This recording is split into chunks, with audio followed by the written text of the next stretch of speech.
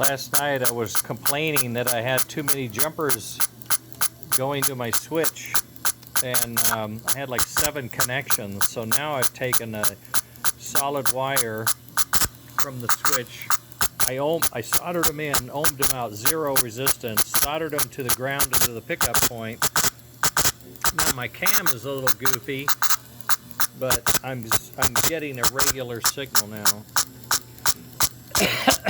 And my sound sucks, okay? I gotta figure out a better sound.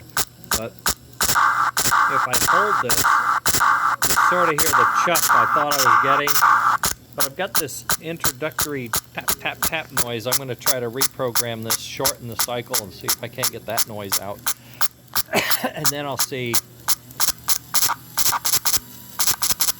At higher speeds, it's still not really doing what I want, but it's better.